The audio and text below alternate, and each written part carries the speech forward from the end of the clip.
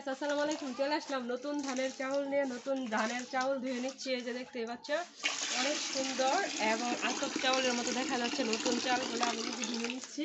আর বালতির মধ্যে অনেকগুলো পানি কিন্তু জমাইছি। আর পানিগুলো কিন্তু সাধারণ ফেলা হয়েছে। আর গরু অনেক মজা করে খাইতে পারবে। তোমার চালগুলো ধোয়া হয়ে গেল, চলে যাচ্ছে এখন ভাতে দিয়ে দিব। এই যে পানি গরম হয়ে গেছে। বিসমিল্লাহির রহমানির রহিম। আলাওয়ার তেলটা দিয়ে দিলাম ভাতের চাউল ভাতের পানির ভিতরে।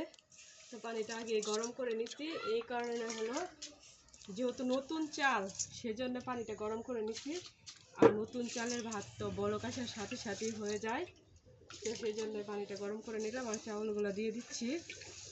চাউলগুলো কিন্তু অনেক সুন্দর হয়েছে। অবশ্যই ধানটা আমি শুকাইতে পারি নাই, আর ধান আমি সিদ্ধ করে নাই। আমার ননাস হলো, আমার বড় ননাস আমার জামার বোন, উনি ধানটা সিদ্ধ করে তারপর একদম শুকায়া তারপর দিয়ে দিছে। আজকে ভাঙায় নিয়ে আসছে। তো চালটা দিয়ে দিলাম ভাতে। তো ভাতটা গ্যাসে বসিয়েছি যেহেতু ওইদিকে আজকে চাল ঝাড়বো, তো সেই জন্য আমার চাল দেওয়া মোটামুটি শেষ হয়ে গেছে। এখন ভাতে আর একটু পানি দিয়ে দিব, কারণ নতুন চালে কিন্তু পানি একটু বেশি লাগে।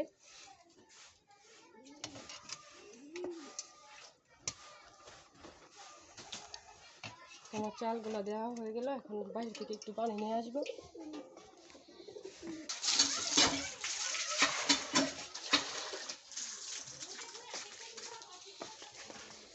তো দেখো পানি দিয়ে দিচ্ছি ভাতে। পানি একটু বেশি করে দিলাম, কারণ হলো পানি একটু বেশি লাগবে, কারণ এটা হলো নতুন চাল। আর নতুন চালের ভাত কিন্তু মার আটকা যায় পানি কম দিলে। তো সেই ক্ষেত্রে আমি চাউল কম দিয়ে পানি বেশি দিয়েছি যেন ভাতটা না আটকে। আর এই হলো লাড়া দিয়ে দিলাম। আর এখন একটা ঢাকা দিয়ে চলে যাবো রান্না করে। মাসকালের ডাল রান্না করবো, নতুন চালের ভাত মাসকালের ডাল। তো চুলাটা আছে মিডিয়ামে, চলে যাচ্ছে আমি। তার সাথেই থাকো বন্ধুরা। ভিডিওটা কেমন হয়েছে অবশ্যই